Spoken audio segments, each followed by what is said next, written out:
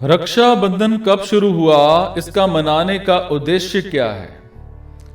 देखिए, रक्षाबंधन एक हिंदू त्योहार है जो हर साल श्रावण मास की पूर्णिमा के दिन मनाया जाता है।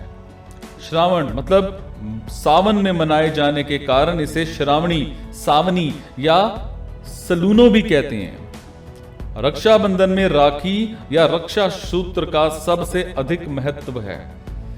राखी कच्चे सूत जैसे सस्ती वस्तु से लेकर रंगीन कलावे, रेशमी धागे और सोने या चांदी जैसी महंगी वस्तुओं तक की हो सकती है। राखी सामान्यतः बहनें भाई को ही बांधती हैं, परंतु ब्राह्मणों, गुरुओं, भगवान को भी बांधी जाती है।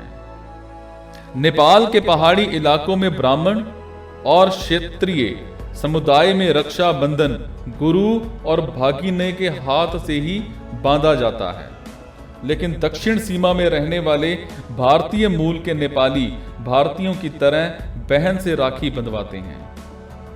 अब तो प्रकृति संरक्षण हेतु वृक्षों को राखी बांधने की परंपरा भी प्रारंभ हो गई है। हिंदुस्तान में राष्ट्रीय स्वयं सेवक संघ के पुरुष सदस्य परस्पर भाईचारे के लिए एक दूसरे को भगवा रंग की राखी बांधते हैं। हिंदू धर्म के सभी धार्मिक अनुष्ठानों में रक्षा सूत्र बांधते समय कर्मकांडी पंडित या आचार्य संस्कृत में एक श्लोक का उच्चारण करते हैं, जिसमें रक्षाबंधन का संबंध राजा बलि से स्पष्ट रूप से दृष्टिगोचर होता है। भविष्य पुराण के अनुसार इंद्राणी द्वारा निर्मित रक्षा सूत्र को देवगुरु बृहस्पति ने इंद्र के हाथों बांधते हुए एक श्लोक भी था, जिस रक्षा सूत्र से महान शक्तिशाली दानवेंद्र राजा बलि को बांधा गया था, और उसी सूत्र से मैं तुझे बांधता हूं, हे रक्षे, हे राखी, तुम अडिग रहना, तू अपने संकल्प से कभी भी विचलित ना हो।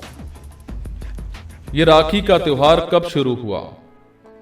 राखी का त्योहार कब शुरू हुआ ये कोई नहीं जानता, लेकिन भविष्य पुराण में वर्णन मिलता है कि देव और दानवों में जब युद्ध शुरू हुआ तब दानव हावी होते नजर आने लगे।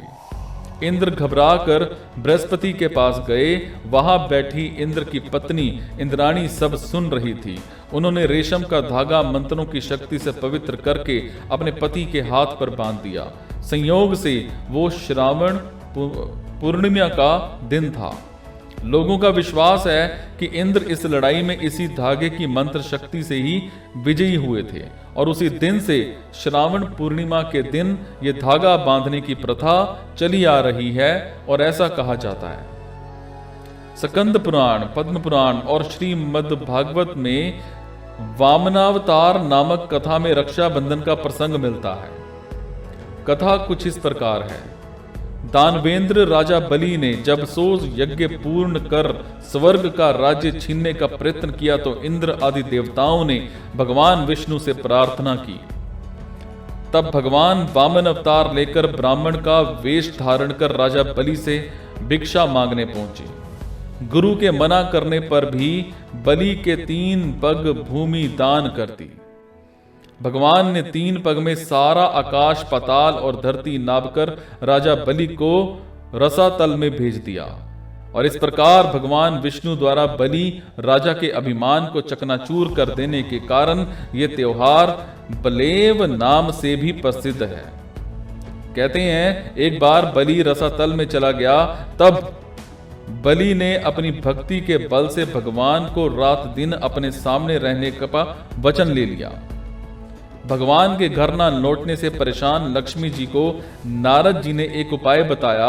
उस उपाय का पालन करते हुए लक्ष्मी जी ने राजा बलि के पास जाकर उसे रक्षाबंधन बांधकर अपना भाई बनाया और अपने पति भगवान बलि से ले गई। उस दिन श्रावण मास की पूर्णिमा तिथि थी। राखी या रक्षाबंधन का त्योहार मनाने का उद्देश्य क्या है? रक्षाबंधन का त्योहार इसीलिए मनाते हैं कि हमारी कोई रक्षा करे। रक्षाबंधन का सीधा अर्थ है ऐसा बंधन जो हमारी रक्षा कर सके अथवा अपनी रक्षा के लिए किसी से बंधन। वेद कहता है कि जो जीव माया के अधीन है और जब तक ये माया रहेगी तब तक काम, क्रोध, लोभ, मोह, ईर्ष्या, द्वेष रहेगा। इन्हीं दोषों के कारण हम दुखी हैं और हमको भय है कि किसी वस्तु या व्यक्ति से छीन जाने का। अतएव माया से रक्षा कोई करे तो हमारा उधर हो। रक्षाबंधन कोई भी मनाता हो, उसमें एक ही भाव दिखता है, वो है हमारी रक्षा का। हमारी रक्षा माया से केवल भगवान या संत वास्तविक जैसे तुलसी, मीरा इत्यादि ही करने में समर्थ हैं। उन्हीं से हमारी रक्षा करने को कहना है। वो ही सिर्फ एकमात्र हमारी रक्षा करने में समर्थ हैं और दूसरा कोई नहीं। भगवान से बड़ा कौन रक्षक है?